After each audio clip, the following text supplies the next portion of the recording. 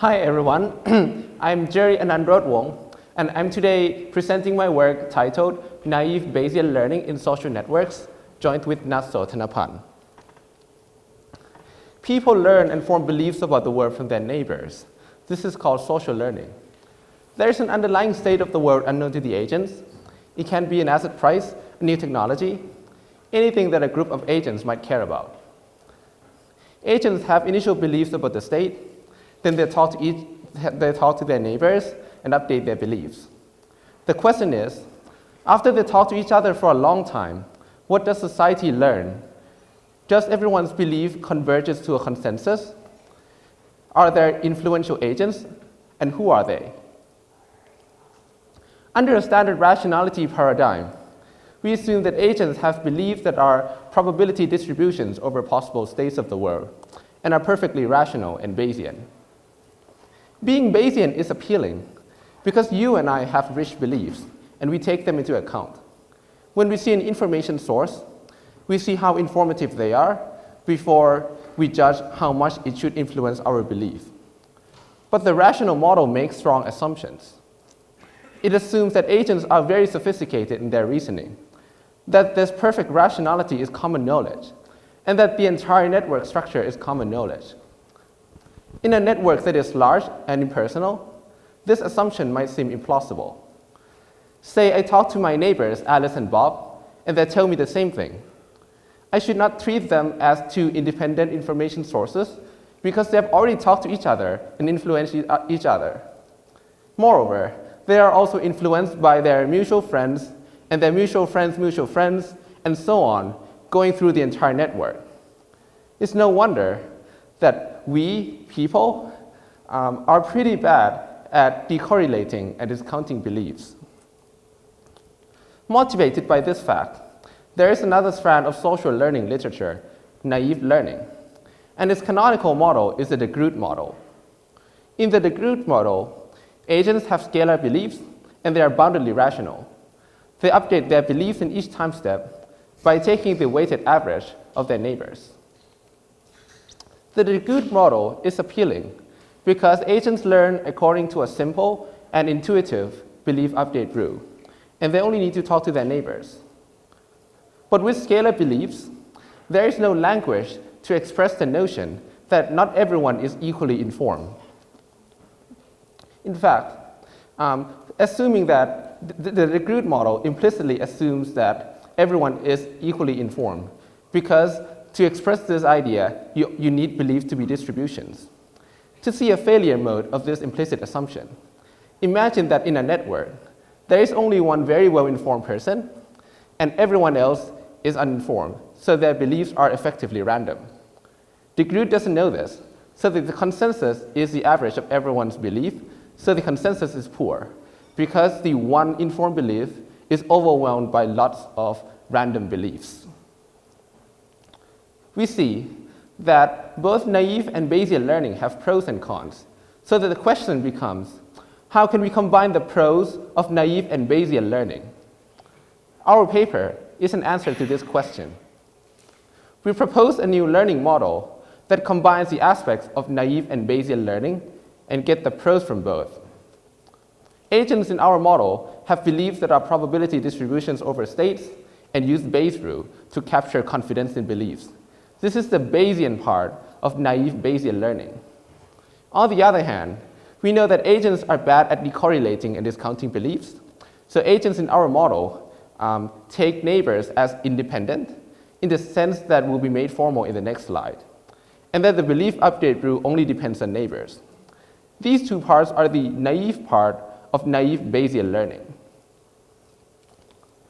And now we make formal our naive Bayesian update rule.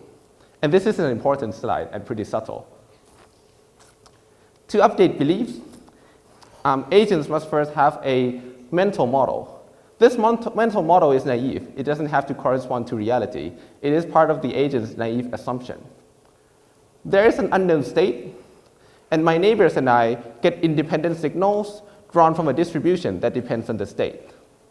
So those signals are informative of the state.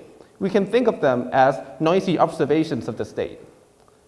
Then my neighbors and I use Bayes' rule to combine the common prior with these signals to get posteriors. And I assume that every belief that I see arrives from this process.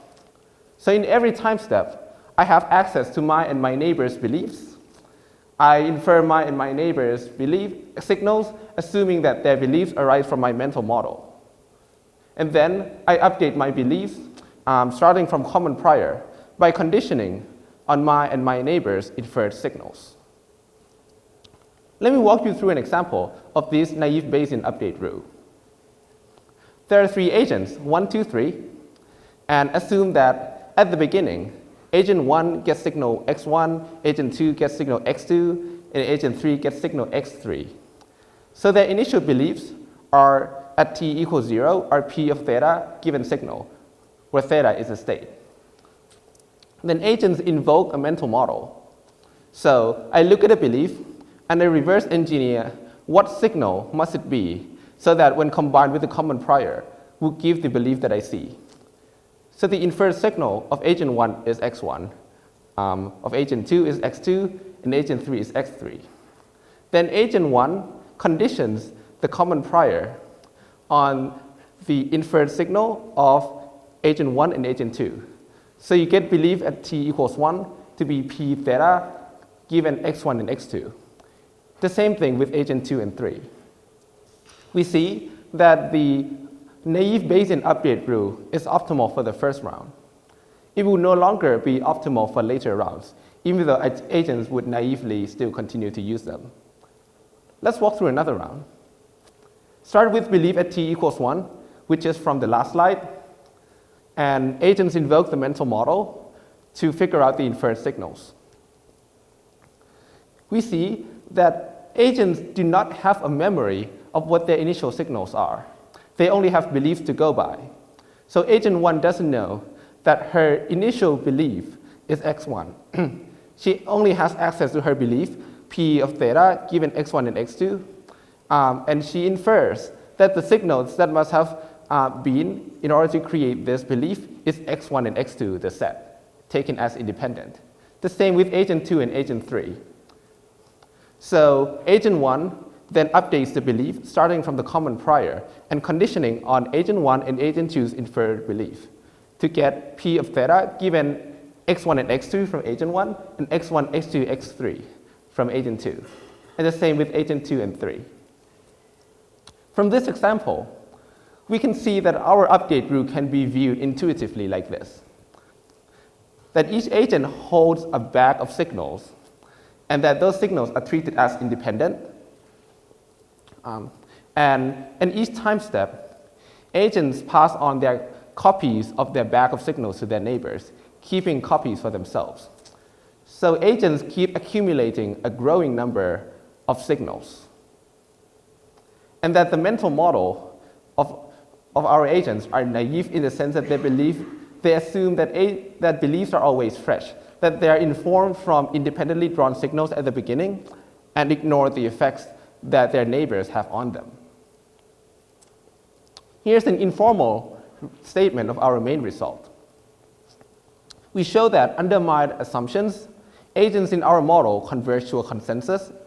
We analytically characterize that consensus, and we show that there are 2 factors that influence that consensus. Agents that are more centrally located and are more confident in their beliefs have more influence on the consensus. We can see that we inherit the centrally located part from naive learning and the confident beliefs part from Bayesian learning.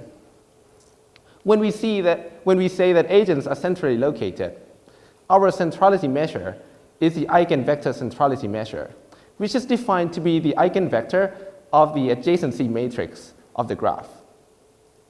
To see that this is a sensible centrality measure, we look at the ith coordinate of the eigenvector equation. And that equation says that the centrality of agent I is proportional to the sum of centralities of her neighbors. So this captures centrality in a recursive way, that an agent is central if it is connected to other agents. And this measure also occurs in DeGroot learning from different dynamics. Now, a formal statement of our main result. We first define a weighted log likelihood function L for each theta in the state space to be the expression on the slides. Our theorem then says every agent's belief converges to the point distribution at maximizer of L theta. So it believes that theta is equal to theta max with probability 1. Looking at the formula of the weighted log likelihood function, we see the dual role that being confident and being central play in the consensus. That ratio is the ratio between the density of agent I's initial belief at theta to the common prior. So it's a measure of agent I's confidence at theta, how much agent I believes in theta compared to the prior baseline. If that ratio is much greater than 1, or that log is very positive, then agent I is very confident that theta is likely. If that ratio is much less than 1, or the log is very negative, then agent I is very confident that theta is unlikely. And if that ratio is close to 1, or the log is close to 0, then agent I is not confident either way. And we can see that in this case, agent I doesn't play too much role in the L. These confidence measures are then weighted by the centralities. So we can see that agents that are confident and are central play more role in L, and thus more role in the maximizer of L, which is a consensus. We can understand this main result intuitively. Beliefs converge to a point because, as we see from our example, agents take a growing number of signals as independent, so they become increasingly confident in their beliefs. And that if the initial beliefs actually come from independent signals, then confident beliefs can only arise from informative signals. So we can say confident beliefs and informative signals interchangeably. Although our belief update rule depends only on the agent's mental model, so it would work regardless of where initial beliefs come from. And our belief update rule will not protect agents against delusional beliefs that do not actually come from signals. Remember that we motivate our model that agents communicate both their beliefs and their confidence in such beliefs. Let's assume that agent I holds two pieces of information, her scalar belief mu I and her confidence tau I. So we can model agent I's initial belief as Gaussian distributed with mean mu I and precision tau I. This underlying scenario can generate this set of initial beliefs.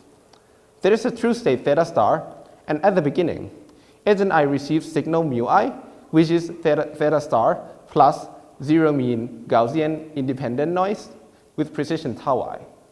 We can compute the consensus, and it turns out that the consensus theta max is the weighted average of the initial scalar signals mu I. Agent I's weight Ci is a measure of her influence, and we see that it is proportional to the centrality Vi and the signal precision tau I. This is a very clear example of how centrally located agents with informative signals have more influence on the consensus. The consensus is a random variable. It is Gaussian distributed and unbiased estimator of the true state. So its precision can be used as a measure of learning quality.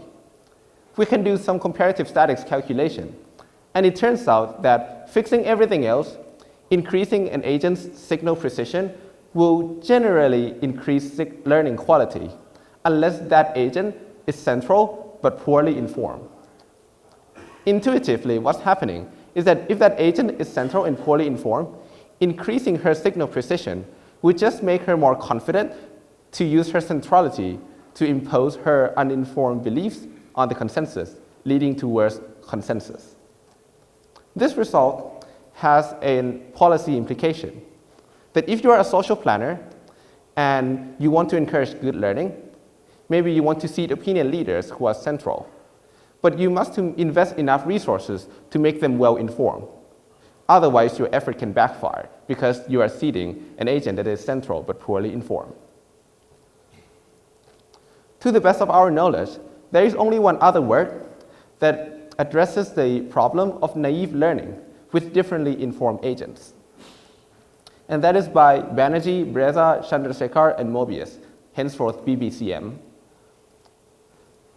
We don't need to go into the details of their model, but the key point is that their model has no notion of confidence in beliefs, whereas our model does, which is a crucial difference. And their model and ours make different predictions. Information loss from clustered seeding occurs in their model, but not ours. Clustered seeding is when the initially informed agents are close to each other in terms of network geometry, so that some agents block other agents, reducing their influence, leading to information loss. That doesn't occur in our model because agents' influence in our model only depends on centrality. So, in our example on the slide, the 3 red agents get equally informative signals. So their influence should be equal 1/3, and our model achieves that. But in BBCM's model, you can do some calculation and get that agent 1 and 3's influence are around 1/2, while the middle agent has influence around 0. So agent 2 is blocked, and agent 1 and 3 have too much influence, leading to information loss. So to conclude, here are some takeaways. We propose a model that combines the pros of naive and Bayesian learning, in that agents in our model weigh confidence in beliefs, use simple and intuitive update rules, and only need to talk to their neighbors. We define the weighted log likelihood function and characterize the consensus in our model to be the maximizer of that function. We interpret that result and see that centrally located agents who are more confident have more influence on the consensus. Lastly, our model has 2 policy implications. First, if you want to seed opinion leaders, you must invest enough resources to make them well-informed. Second, to solve the cluster seeding problem, you need to encourage expressive communication between agents so that it falls into the realm of our model. Thank you.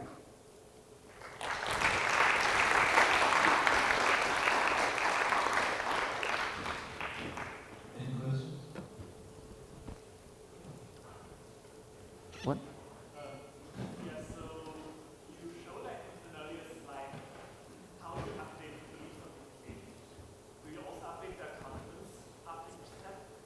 Yeah, so the confidence in beliefs is a hand-waving way to refer to distributions, but the update rule depends on the mental model. So it essentially infers the imaginary signals of other people and condition on them, starting from common prior.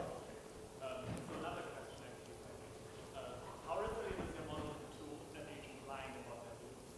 So suppose one agent Yeah. you're talking. Oh yeah, that's why I say that our model, our update rule doesn't protect agents against delusional beliefs that do not come from the consensus. So, We assume a set of beliefs that, for example, like if you have 3 agents, I take J, and I'm agent I, my beliefs about J's beliefs about K and I are the same about my beliefs about K's beliefs. So you assume a symmetry in your setting. sorry, what's your last sentence?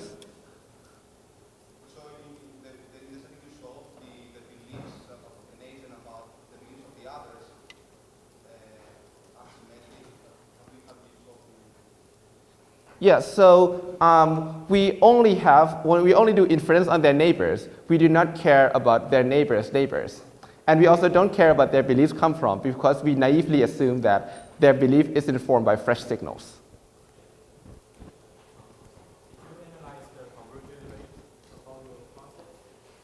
It is generically exponential. We didn't say it here, but it is like it boils down to having a matrix that is exponentiated by something.